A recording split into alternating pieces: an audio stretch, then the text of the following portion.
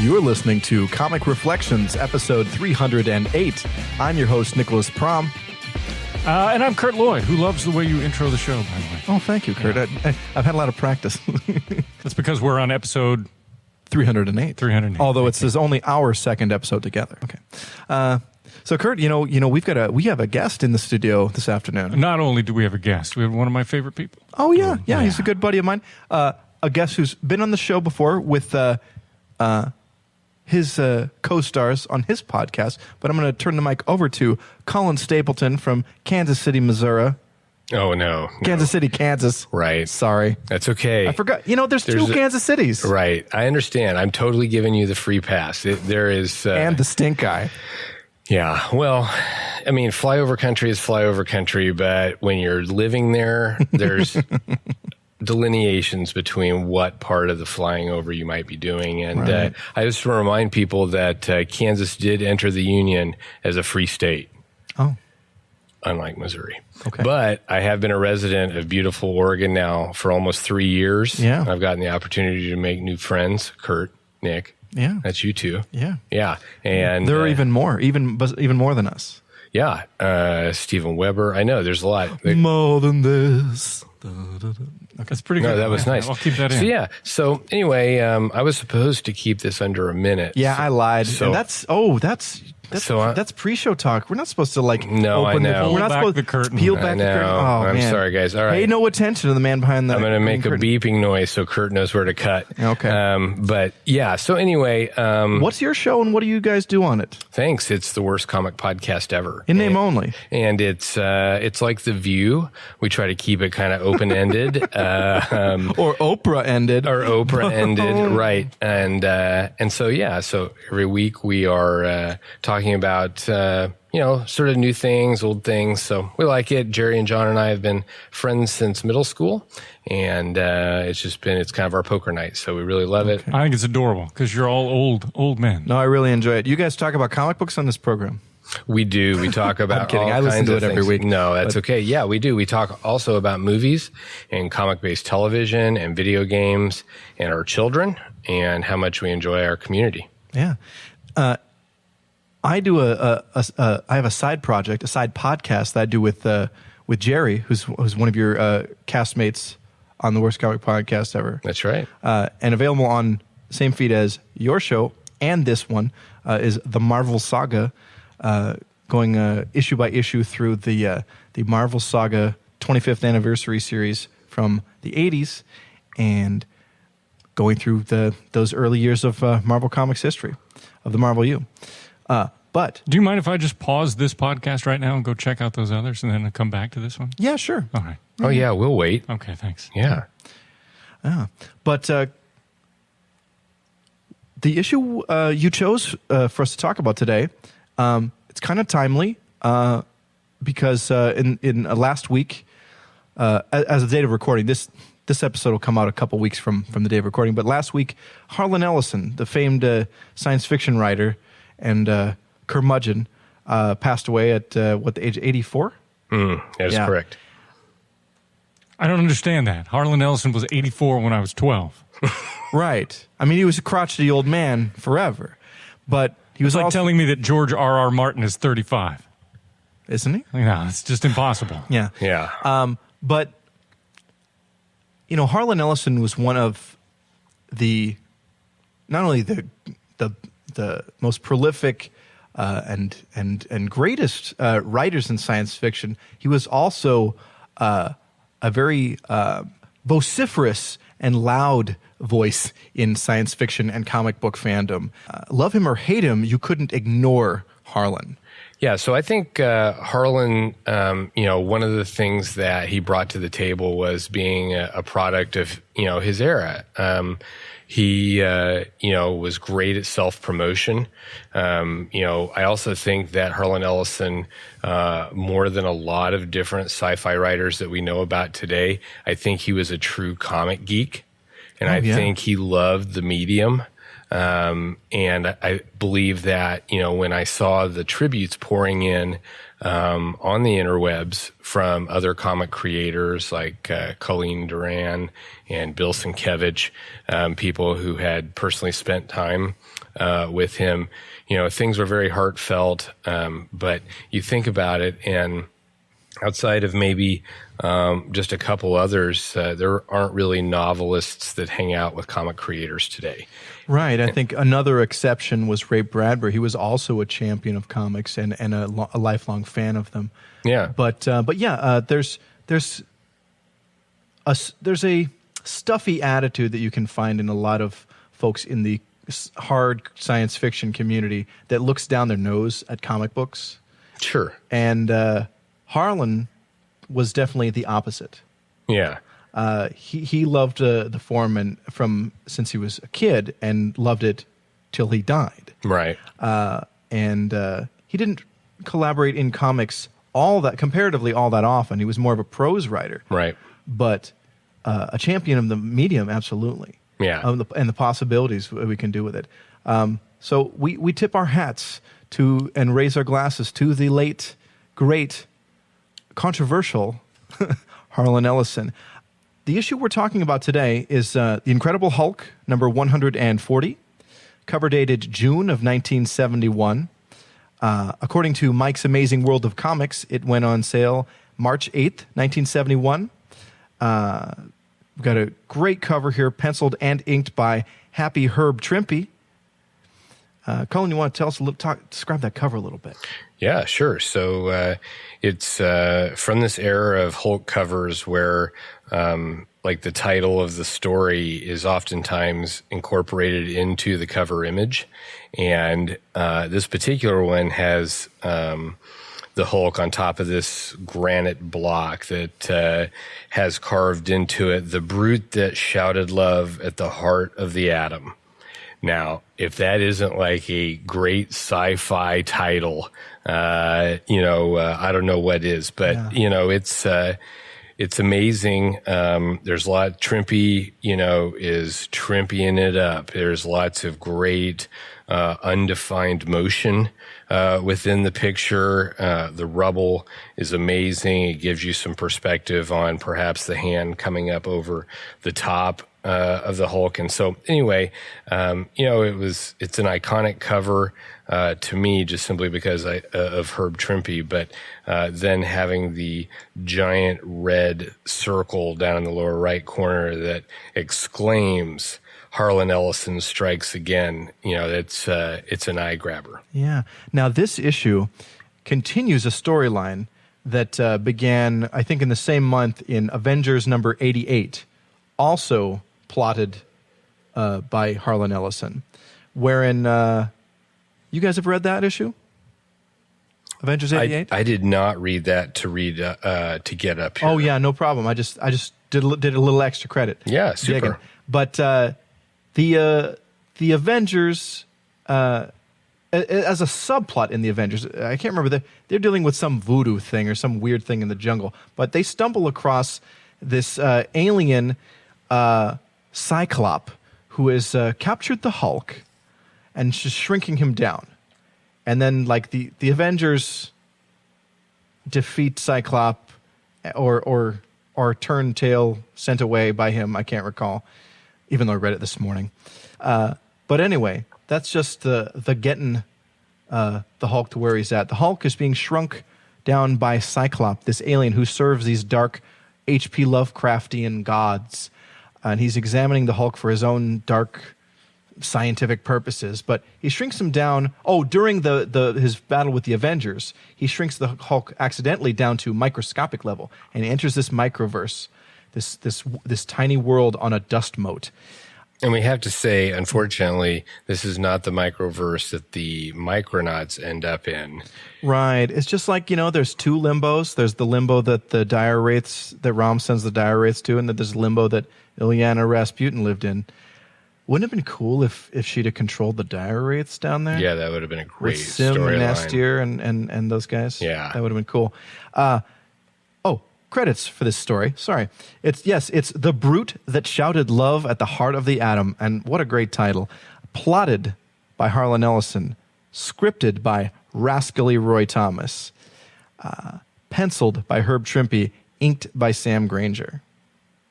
And lettering by Artie Simek. That's right. I'm a big fan of the art. Oh, yeah. Just even 2 pages in. I read this book some time ago, and I came back this morning, and I leafed through it, and I decided I'm going to be the guy in the room that rediscovers this book. And I do remember reading it as we go along. And the first thing that hit me was, oh, yeah, I remember this artwork. Because at the time, it was odd. It was an odd mix. It didn't look like anything else that was out there, but it didn't look like Herb Trimpe either. Yeah, I mean, some of the pages, Trimpe just kind of did the layouts, and they're a little more Sam Granger than Trimpe. And other ones are like more pure Herb. I thought I had read this before because I was familiar with the storyline in this micro world, but I had not read this issue until this week. This issue was the seminal Hulk story of its time. Yeah. And I'm sure it gets referenced a million times in the years since. Yeah. And there's definitely a character introduced in this that keeps coming back in the Hulk mythology and looms large in his story, and that's Queen Jarella. But let's get into this story. The Hulk's in this microverse. He finds himself shrunk down in this marshland, beset by these giant warthog dog things. What are they called, Colin? They are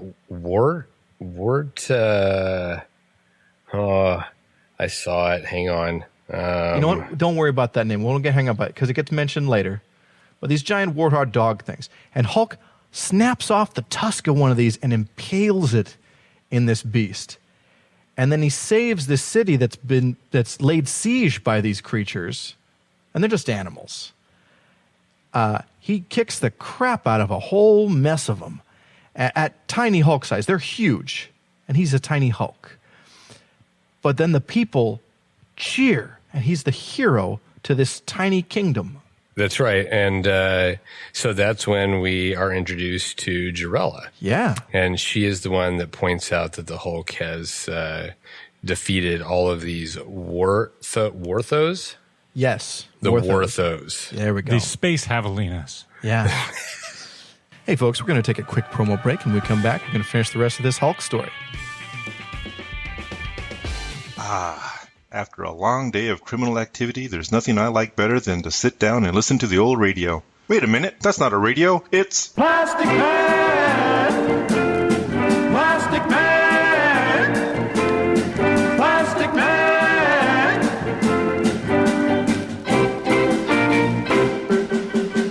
That's right, it's the Plasticast, a brand new podcast dedicated to Plastic Man. I'm your host, Max Romero. Together, we'll be talking about Plastic Man in the Golden Age, the Silver Age, the Bronze Age, and every other age you can think of, right up to his upcoming reappearance in DC Rebirth.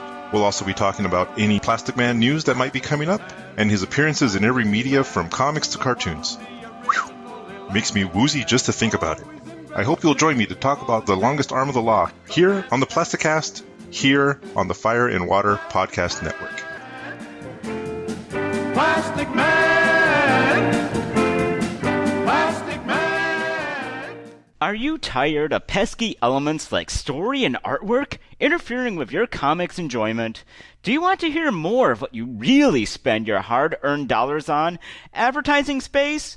Now, twice a month, you can kick sand in the face of comic book content and hear all about those glorious advertisements.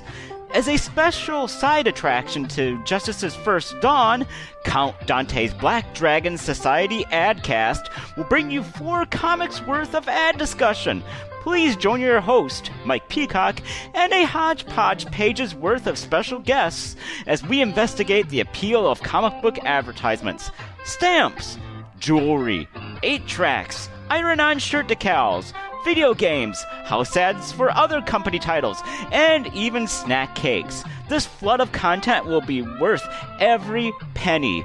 Do not miss the bargain-priced and length bi-weekly installments of Count Dante's Black Dragon Society Adcast, found at your friendly site, classicjla.podbean.com, or through the Justice's First Dawn iTunes feed. It's red hot! Now, this is the at least up to this point, the Dum Dum Hulk Smash Hulk, the monosyllabic Hulk, okay? But but she sees a nobility in him and a humanity in him beneath this. She's choosing him as her betrothed. She's going to take him as her mate. This is not this may be the first. This is definitely not the last. Hulk goes to a different world or plane of being to be a barbarian champion. And I'm not even getting to World War Hulk. Oh, Planet Hulk, yeah. rather, any of that. I can name like 2 or 3 stories. One's a what if, but several stories of Hulk being transported off of this world or plane of existence and being a barbarian champion somewhere. Yeah. Yeah. Well, it's like how many imaginary Superman stories were there where they're like, what if Krypton didn't explode and he grew up there, or he visits Krypton before it's destroyed? There's a bunch of those.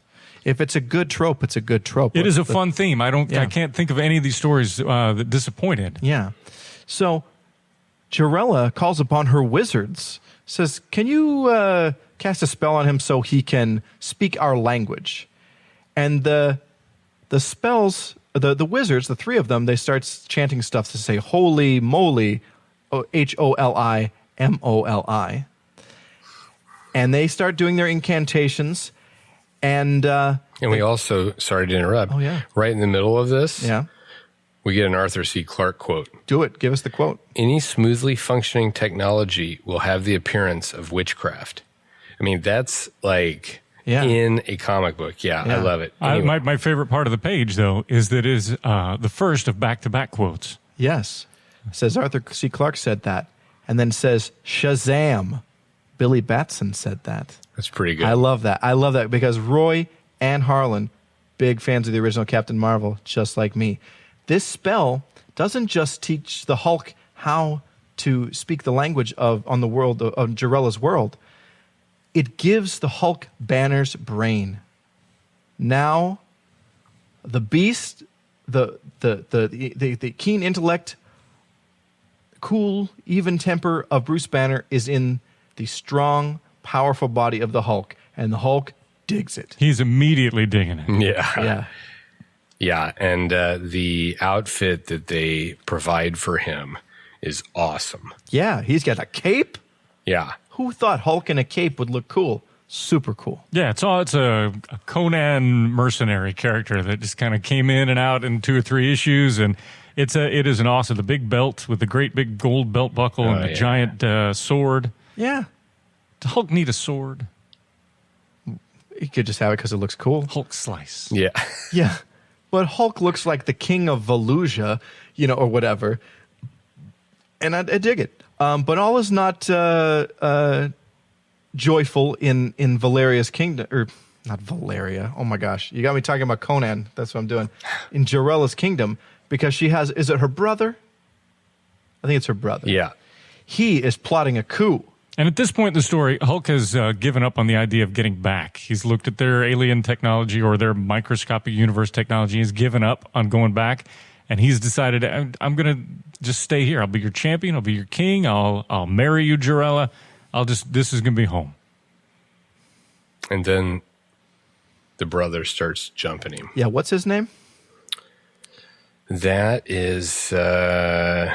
Lord Visus? That's it. Visus? Let's say Visus. Oh, good. Or Visus. Visus. Lord Visus. Lord I'm digging the Visus. guy. If you're listening to this and you can get a copy or find a digital copy somewhere, I recommend finding this page. Not because the bottom half of the page is an ad, but because one of the guys in the background looks like he's wearing Hawkeye's mask, just kind of pulled up over his eyes. Oh, yeah. Nice catch. Cullen's page, those 2 pages that are like half the pages on the bottom is an ad. It's put together. So I'm certain that's So it's- probably the digital edition or Yeah, the trade absolutely, paperback absolutely. edition. I've got all the house ads because I'm the cool kid with the old comics. That's how I Nice. read it too. But yes, Visus's henchmen are sent to assassinate the Hulk, and presumably Jarella closely to follow, so that this guy could assume the throne.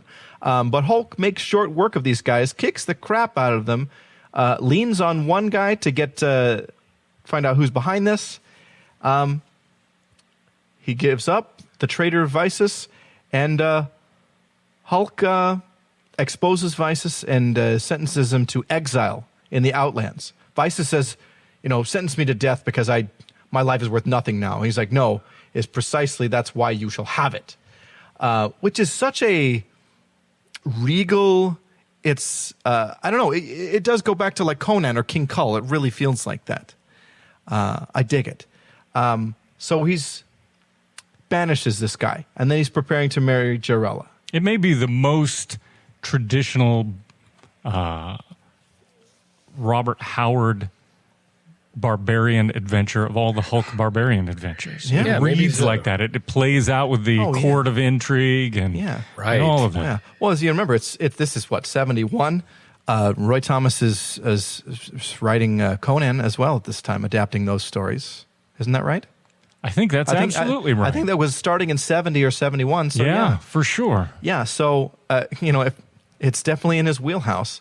And as Hulk and Jarella prepare to marry, unfortunately, the villain Cyclops makes his presence known. He has arrived on this microscopic world, gigantic, and takes the Hulk with him back out of the microscopic world. He reaches in Yeah. and picks Hulk up like he were picking up a butterfly by its wings. Yeah. Plucked Yeah. him. Plucked him Plucked him. Thank you. Plucked, The word plucked. That's my plucked word. from today. the arms of Jarella as we see her tears as her love is taken away to another world.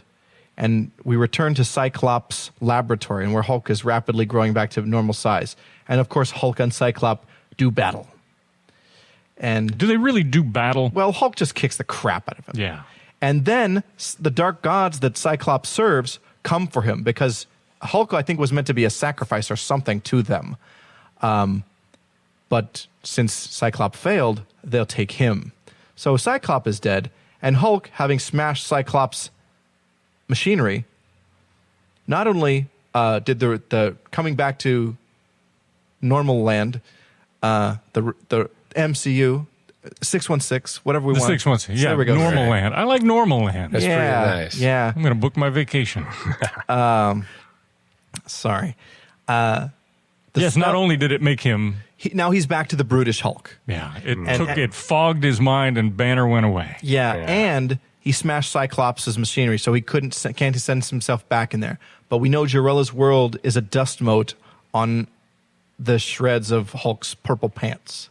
His last memories as they're fading out Yeah. is of the tiny green girl and the world where he was sad, super sad. Man. And that's the end of our issue. The next issue will introduce Doc Samson, Dr. Leonard Samson, who I love. Everyone should. Yeah, he's great. That long-haired, long green hair. Oh, yeah. Yeah, he's got the Flash Gordon shirt. Love Doc Samson.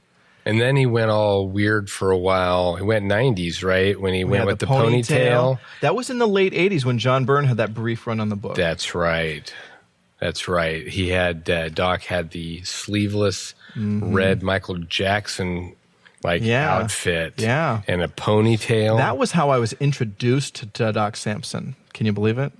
Wow. You had nowhere to go but up. Right. Stylistically. I mean, at the time of reading it, it looked cool. But looking back, his classic Flash Gordon shirt outfit was way cooler. Yeah, I know. But tying the hair back makes more sense, though. It gets in your way in a fight. I'm trying to think. Because I had long hair. I was a heavy metal dude. You were a heavy metal dude. Oh, totally. Yeah. I will be honest, I had my bangs were almost as long as the back of the hair on the back of my head.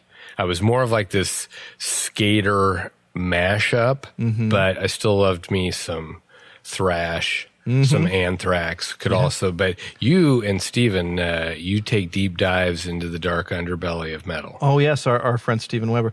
Yeah, I spent a lot of years in the heavy metal scene, and so, I definitely explored that to its deep, dark depths. Did Doc Samson get his ponytail the same time that they gave Thor his ponytail? Oh, when Thor was Eric Masterson? Right. Went from Sigurd Jarlsson to Masterson? Right. I think it's getting close to be out at the same time, now that I think about it. I don't know that there were that many ponytails in the late 80s. Yeah. Can we do just an entire episode on shit hairdos of the 80s? Oh, that we could do an entire podcast in perpetuity. We could do an hour on Sue Richards. Oh, man. Well, the Wasp had some bad hairdos in the 80s, too. Whew. I think that's going to be our show. Okay. Colin, thank you so much for joining us today. It was my pleasure. R.I.P. Harlan Ellison.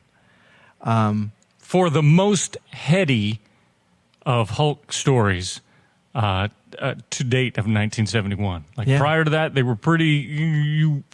You treaded some. Like this title came out in 62. It lasted about 8 issues, and it came back out in 68. Yeah, and they really had perfected that Marvel style of telling the heavy part of the story, and then wrapping it all up. And they would do that with the tragic figure of Banner and Hulk, but never to these melancholy depths. So this was very definitely a sci-fi story that was plotted out and possibly adapted to a Hulk story. Maybe. But it added a level of depth that was not uncharacteristic of the series, but was certainly further along than any of the stories had been told at that point. Yeah. Well, and I'll toss out one last thing about Harlan Ellison, and then maybe we can wrap up. Yeah. So I was aware of Harlan Ellison, but really was not at all someone who had read his books. I'm going to admit this. I'm so sorry. But I will tell you, while I was doing some research, I found a very interesting news bit that talked about how Harlan Ellison was the one that said that the 3 words that he believed were of greater value than even I love you was "let me help." Oh. And I thought when I read that, it really struck me as something I think for everything that we say about Harlan Ellison, his curmudgeonly ways, whether they were real or put on, there was obviously depth of humanity available there for him to write from. I love that. I love that story. I hadn't heard that, but to me that speaks to the core of what good science fiction is, and it was really about the human experience. Right. And really we're in this together. Yeah, absolutely. Vonnegut said, we're here to fart around. I love that. But we got to get through this thing called life together. Let's get through this show together. Folks, I want to thank Colin for joining us. Kurt, thanks for being our engineer and my co-host. Follow us on Twitter at Comic Reflection. I'm Nicholas Prom. Until next time, we'll see you in the funny pages.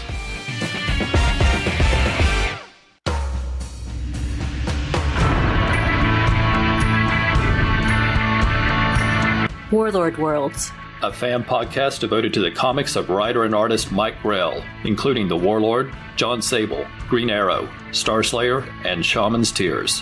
I'm Ruth. And I'm Darren. Please join us as we discuss the stories, characters, and art in the many excellent comics from writer and artist Mike Grell. Special episodes feature interviews with Mike Grell himself. And special segments feature great guests discussing the Legion of Superheroes. Listen at Podbean, iTunes, Stitcher, Google Play, and YouTube. Follow us on Facebook, Twitter, and Instagram, or visit warlordworlds.com. Warlord Worlds is part of the Rad Adventures Network at radadventuresnetwork.com.